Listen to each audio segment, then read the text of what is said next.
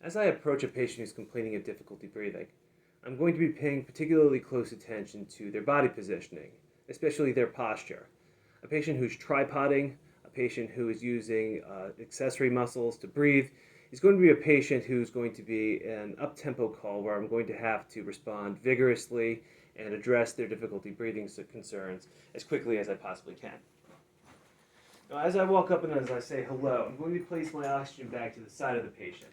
I don't want to have oxygen lines stretched across the scene, presenting a tripping hazard to me and my crew. My general impression of a patient with moderate to severe difficulty breathing is going to be tachypnea, which is breathing too fast, and tripoding, which is when you place your hands on your knees and you use your shoulder muscles to help you breathe. It's a telltale sign of shortness of breath. Hello, sir. My name is Matthew Butterly. I'm from the Union County College First Aid Squad. What seems to be the problem today? How can I help? So the patient's going to tell me that they are having difficulty breathing and that the difficulty breathing started when they were putting some decorations away. Now, as I checked the patient's pulse, I was checking to see if it was tachypnic, it was tachycardic, and I was checking their skin to see if it was warm, pink, and dry. And as I did so, I was glancing over the body to see if the patient had any signs of bleeding or other bodily distress. Now, the patient is lucid, so I'm going to check to see if they're alert and oriented times 3. So, sir, what's your name? He says, John. Do you know where you are right now, sir? He says he's at his house. And roughly what time of day is it? And he says 6 o'clock p.m. This tells me the patient is alert and oriented times 3, but it also tells me that the patient's airway is patent as he's able to speak to me. And the length of his sentences, which is 1 or 2 words, tells me that he's in some bit of distress regarding his body's oxygenation. I'm going to investigate this complaint, which is a life threat, by checking the patient's pulse oximetry. I'm going to apply oxygen. In this case, I believe it is a moderate level of distress, so I'm going to be using a non-rebreather. And I'm going to be listening to the patient's lung sounds. If the patient is indeed asthmatic, and one of the asthmatic triggers is going to be wheezing, I expect to hear wheezing, especially in the lower fields, and especially on the expiration phase of breathing. So I'm going to inflate the non-breather bag. I'm going to place it on the patient's face. The patient is going to be a high priority patient, and I'm going to alert any ALS units which are responding to this call. Now, my partner is going to be taking the vital signs. The most important vital signs to take at this juncture are going to be the lung sounds and the respiration rate. Sir, take a deep breath in and out, please. And again.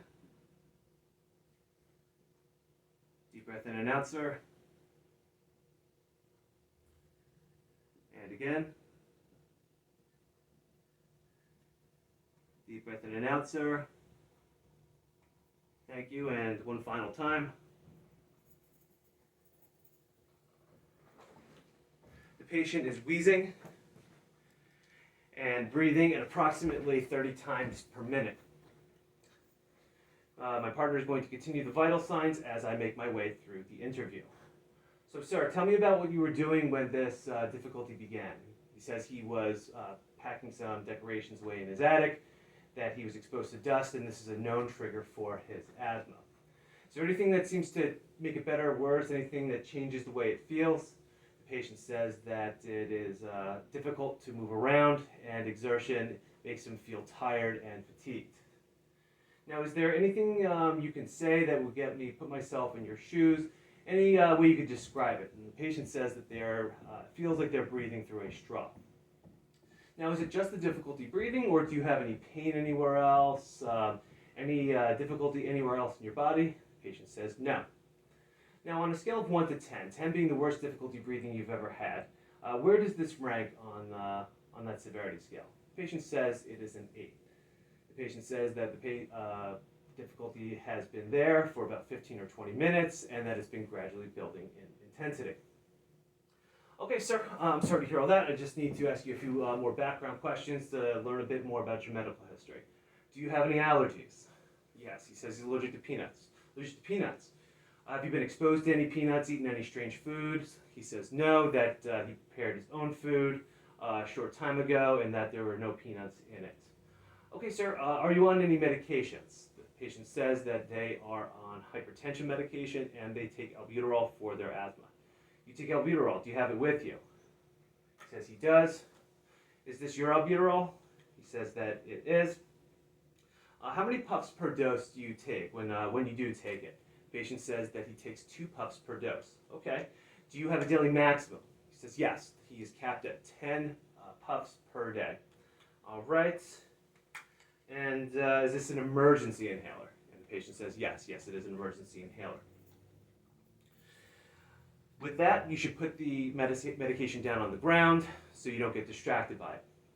All right, so sir, you were saying that you have hypertension medications and albuterol. Do you take any other medications at all? He says no. All right, so tell me about your medical history, please. You have the hypertension, you have the asthma. Is there anything else? Cardiac problems or anything else for that matter, besides the allergy to peanuts? They say no. Okay, sir, what was the last thing you ate? He says he ate a sandwich a couple of hours ago. And how have you been feeling over the past several days? Is there anything that's been out of the ordinary, any strange feelings? The patient says, no, there isn't. Okay, so with this information gathered, along with the vital signs, the first 2 of which we've talked about already, the others being pulse oximetry, blood pressure, pupils and eyes, and pulse rates, all of which seem to be in good working order. The 2 principal deviations from the normal are going to be the wheezing and the tachypnea, the quick breathing. All right, so sir, it sounds to me like you are having a bit of an asthma attack. I'd like to give you your albuterol. So to give albuterol, you need to make sure the 5 rights are all in proper working order. The 5 rights are patient, medication, route, dose, and time. We've already established that this albuterol is the patient's. It is indeed theirs. It has their name on the box or on the canister, and it is not expired. The medication needs to be an emergency inhaler. In this case, it's albuterol, which is also known as Ventolin or Preventil. We've already established that the patient's dose is 2 puffs per dose. The route is going to be inhaled, and the time is going to be threefold. The patient must A, have difficulty breathing, B, have abnormal lung sounds, and C, have a history of a disease that requires an inhaler, all 3 of which we've already established. Okay, sir, so I would like to give you this medication. Do you think you can assist me with it? The patient's going to say yes, this is essential. The patient must be able to synchronize a breath in with the squeeze of the canister. Not only that, but they need to be able to hold that medication in their chest for at least a short period of time. The longer they can hold the medication in, the better the medication is going to work. All right, sir, so in a couple of moments, I'm going to remove the mask and I'm going to help you press this canister down. I want you to take a deep breath in and I want you to hold it for as long as you comfortably can. Do you understand? John says yes, so it's time to get started. I'm going to take the canister out of its holster, and I'm going to warm it up by rolling it between my hands. I'm also going to give it a few taps to disperse the medication within the canister. Everything seems to be working well. All right, sir, I'm going to remove the cap. I'm going to move the mask for you for a sec.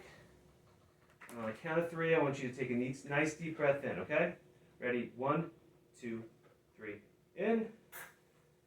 And hold. And hold it. Hold it for as long as you can and breathe out when you're done. And he exhales. Now, my patient said that he takes 2 puffs per dose. So I'm going to give him approximately 15, maybe 30 seconds to re-equilibrate and to catch his breath. And it's time for the second puff. All right, so are you ready for that second half? Count 3, deep breath in. 1, 2, 3, go. And hold it. And hold it. And hold it. And breathe out when you're ready.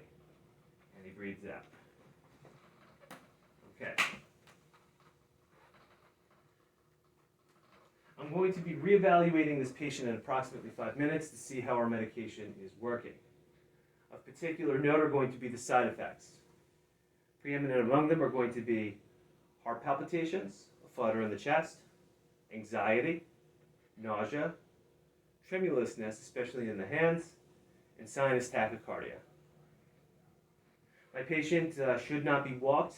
A stair chair is going to be the most likely way to leave this scene unless we can get them directly onto the stretcher. But I'm going to start moving to the ambulance. Once we're on the ambulance and 5 minutes has passed, I'm going to reevaluate my patient. I'm going to say, sir, you told me your difficulty was an 8 before. Where would you say it is now? If it's a non-zero number, we can give a second dose using the same criteria as the first. We're going to want to transport quickly to the closest medical facility, hopefully meeting up with ALS on our way there.